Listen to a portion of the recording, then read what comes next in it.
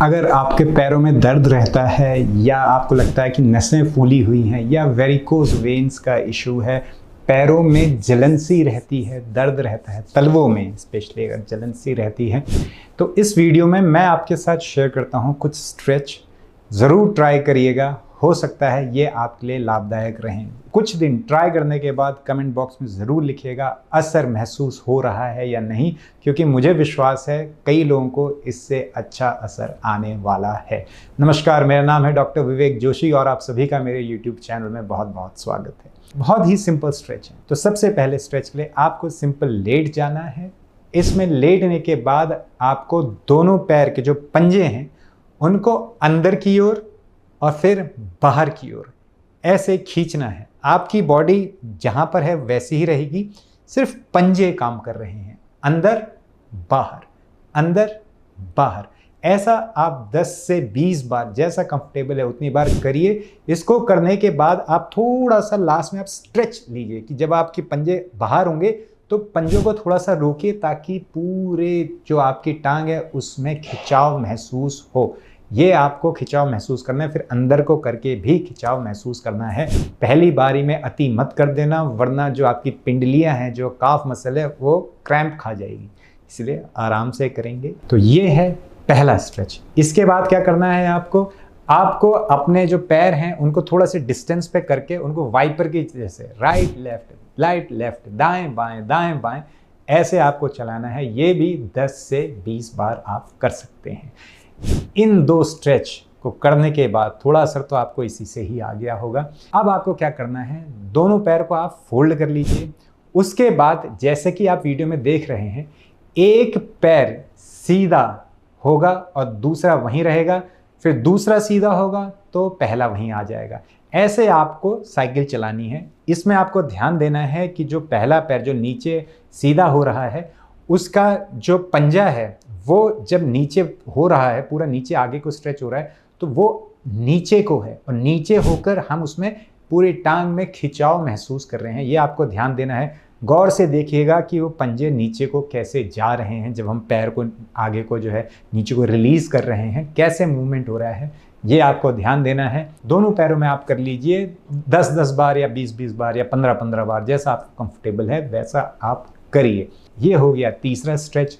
अब चौथे स्ट्रेच के लिए आप दोनों पैरों को हवा में उठा लीजिए। यहाँ पर आपकी जो पेट की मसल्स हैं, जो कोर की जो मसल हैं, इनका आपको पता चल जाएगा कि कितनी स्ट्रांग है। अगर बहुत हार्ड होता है तो इस स्टेप को आप छोड़ दीजिएगा। अगर हो सकता है या अगर आपको चाहिए कि पेट की मसल स्ट्रांग हो, तो उसके लिए भी ये स्ट्रेच आपको बहुत हेल्प करेगा। पेट की मसल स्ट्रांग होंगी तो आपकी पीठ में भी इसका पॉजिटिव इफेक्ट आएगा। तो इस स्ट्रेच के लिए हमने दोनों पैरों को हवा में कर लिया। हवा में करके सेम चीज़ हम करेंगे जैसा हमने जब हम लेटे हुए थे तब किया। पंजा ऊपर नीचे, ऐसे आपको दोनों पैरों से करना है। ऐसा करने के बाद फिर वही जो लेट के किया था, दाएं बाएं, जैसे गाड़ी का वाइपर होता है वैसे ही आपको पैर चलाने हैं। कितनी देर करना है वो भी 10 से 20 बार, जैसा आपको कंफर्टेबल है। इसके बाद पैर छोड़ दीजिए। पेट में आपको अच्छा खासा जलन भी महसूस हुआ होगा, हार्ड महसूस हुआ होगा, अच्छी चीज़ है। अब क्या करना है, इसके बाद हमें चाहिए एक स्टूल या फिर एक चेयर या स्टूल में आप बैठ जाइए। बैठ के जो हमने लेट के किया था वही हम बैठ के भी रिपीट करने वाले हैं। तो इसमें भी पैर ऊपर नीचे 10 से 20 बार, लेकिन इसमें ध्यान दीजिए कि पैर पूरे ऊपर उठ रहे हैं। तो ऐसे आपको पूरा ऊपर उठाना है, नीचे लाना है, ऊपर उठाना है, नीचे लाना है। ये आपको ध्यान देना है। इसके बाद आपको वही दाएं बाएं ऐसा करना है। इसके बाद आपको जो आपका दायां पैर है, एक पैर वहीं पर रहेगा। इस एक्सरसाइज के लिए आपको थोड़ा सा आगे आना पड़ेगा। एज जो है आपका जहाँ पर आप बैठे उसके एंड पर आप आकर बैठेंगे। उसके बाद एक पैर आप पूरा सीधा कर देंगे। देखिए कि ये पैर सीधा होते हुए कैसा जा रहा है, वैसे ही आप सीधा करेंगे। सीधे करने में इसमें भी वही ध्यान देना है कि नीचे जाके एकदम स्ट्रेच फील करिए। जो आपके पैर की जो पंजे हैं, जो उंगलियां हैं, उनको आगे एकदम कर दीजिए, जिससे पैर में अच्छा स्ट्रेच आपको महसूस हो। इसे करके वापस आइए। फिर दूसरा पैर बाहर की ओर को, ये सीधे नहीं जा रहे हैं, ये ऐसे जा रहे हैं, गौर करिए, ऐसे जा रहे हैं। तो यही आपको दूसरे पैर में भी करना है। ये हो गया अगला स्ट्रेच। मैं नंबर भूल चुका हूँ, 5वां छठा कौन सा था। फिलहाल ये स्ट्रेच भी आपको करना है। इसको करने के बाद अगर आपको लगता है कि यार ये तो आसान है और अच्छा चाहिए, बहुत अच्छा आपको स्ट्रेच बताता हूँ। यही जो आपने किया ना अभी लास्ट वाला, इसको पैर उठा के करेंगे आप। और कितना पैर उठाना है? जो आपका दूसरा घुटना है उस घुटने के बराबर या से थोड़ा सा ऊपर आपको पैर उठाना है। मज़ा आ जाएगा आपको इसको करके, ज़रूर ट्राई करिए। पैर ऊपर उठाइए, फिर करिए आगे पीछे, फिर इसको आप रिलीज़ करिए, फिर दूसरे पैर से आगे पीछे। आपको लगेगा हाँ यार, पैरों के लिए तो ये बहुत ही अच्छी एक्सरसाइज है। ज़रूर इसको ट्राई करिए। इसको करने के बाद फिर आप दोनों पैरों को रिलैक्स कर लीजिए। उसके बाद थोड़ा सा उठाइए और गोल गोल पैरों को आपको घुमाना है।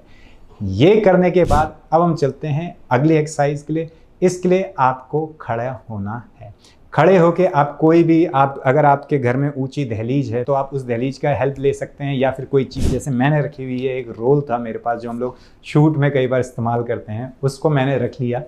उसको रखने के बाद अब आपको क्या करना है, आपको इस पर खड़े होना है। खड़े होके पैर को ऊपर, जैसे आप देख रहे हैं वैसे आपको ऊपर करना है, फिर नीचे करना है और नीचे करके नीचे उतरना है। नीचे उतर के यही एक्सरसाइज आपको फिर से रिपीट करनी है। रिपीट करने के बाद फिर ऊपर जाना है, फिर इसको करना है। बेटर होगा कि आप किसी वॉल के आसपास रहें, क्योंकि अगर बैलेंस बिगड़ा तो वॉल की आप हेल्प ले सकते हैं। या अगर आपको शुरू में कठिनाई होती है, जोड़ों में दर्द है, तो बेटर है कि आप वॉल पकड़कर फिर ऊपर नीचे करिए, फिर नीचे उतरिए। नीचे उतरने के बाद फिर वॉल पकड़ के फिर आपको पैरों को ऊपर नीचे करना है। उसके बाद आप फिर इस पर चढ़िए, चढ़ के फिर ऊपर नीचे करिए।